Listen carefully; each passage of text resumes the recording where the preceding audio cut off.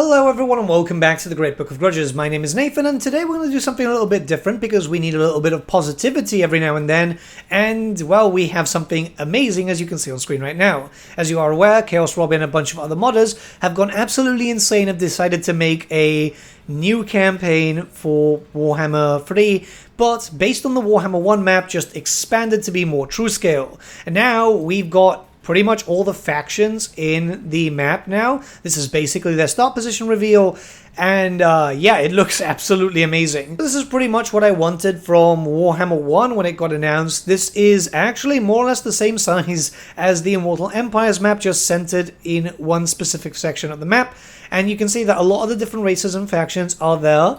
It's mind-blowing actually when you see it this way. This is as true scale as we're ever going to get, and I must say, yeah, this is beautiful again. So there's a few things that we can talk about. Obviously, without zooming in too much, there is a link to the post on Reddit, so you can check it out in more detail yourselves. But you can see that pretty much every race and faction is represented. We've got Chaos Dwarfs, we've got Demons, all the different factions, which means that this is going to play as an extension to Warhammer 3. And there's a few that we can talk about, and we're going to actually talk about this now, because you might be wondering about a certain few things. For example, there is a throwback to loads of older campaigns in the Warhammer setting. Looking at Albion, it's very clear as Nakai is there. We've got Marcus Wolfheart, Manfred, Grimgor. I believe that's Yuan Bo's faction, or the Jade Custodians, actually. Yeah, it was probably Yuan Bo.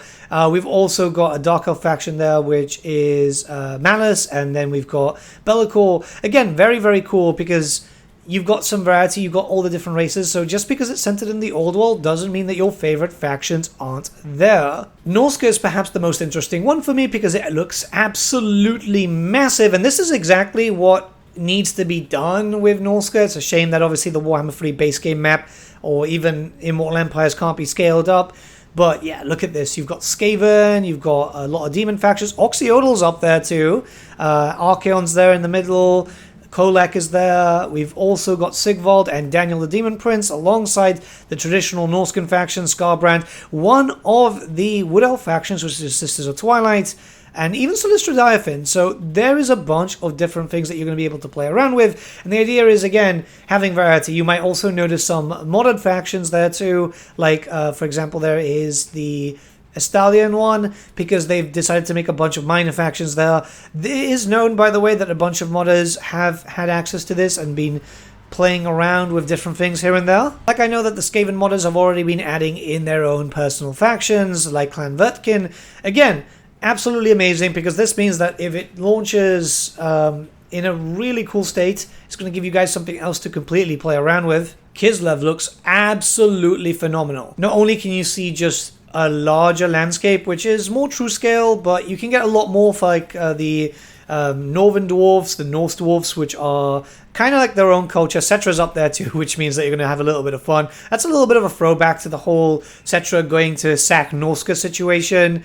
Hellpit is literally going to be 9 settlements. So if you play as Clan Mulder, you're going to have to deal with a bunch of demon factions before you can start pushing out, which I think is really, really cool. There's also a little bit of a push there from Astrogoth and Village. Valkyria's there too. I am so happy with how this is looking.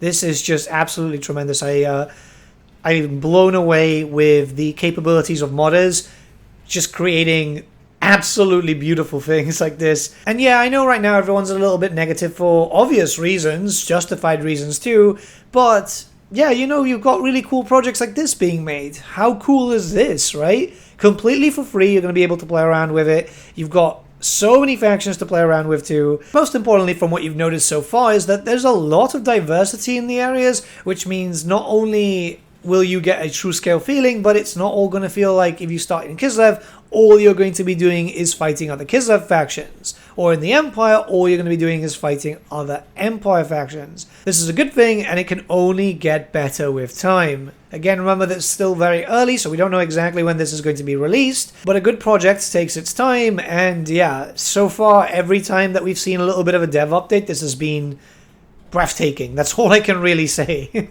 I mean, just look at Brettonia and the Empire. It's huge. Again, Brettonia feels like Brettonia proper. You've got all the different dukedoms down there. You've got a lot of wiggle room for your crusades, because one big problem I have, and I think it's my biggest issue with the Immortal Empires map, is Brettonia is way too small.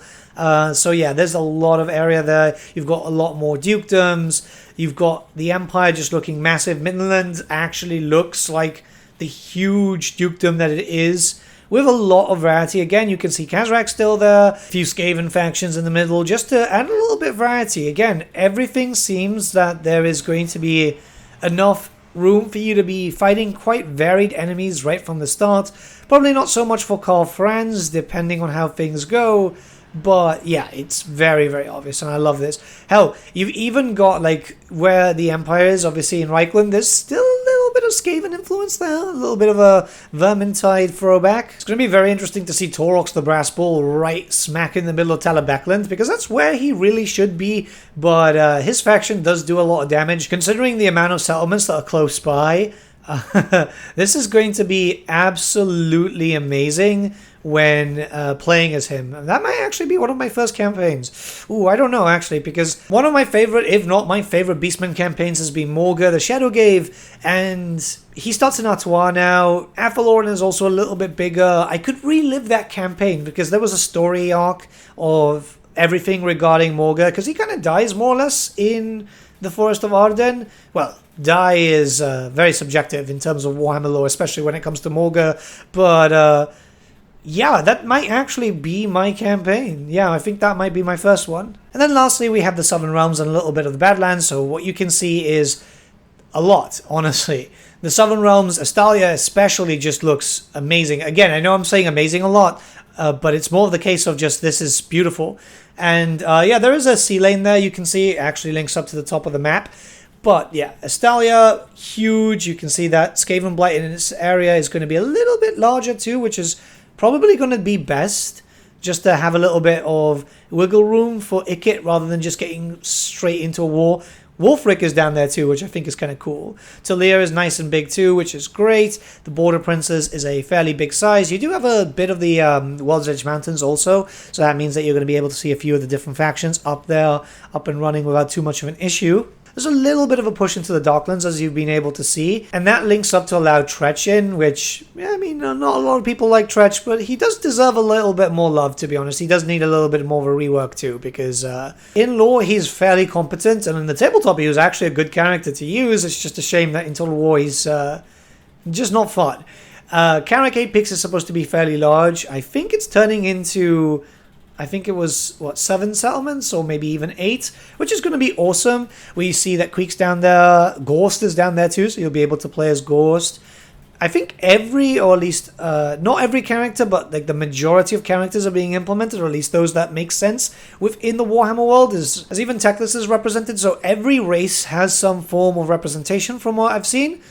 And yeah, I mean, this is awesome. Again, we need stuff like this. The modding community is basically keeping things going at the moment, whilst God knows what's happening with CA, that's for sure. Again, this level of fan-made content just harkens back to fan-made campaigns that you'd get on the tabletop. Obviously, this requires a lot more work than just writing a narrative, because obviously, you know, people have to make the campaign map and so on.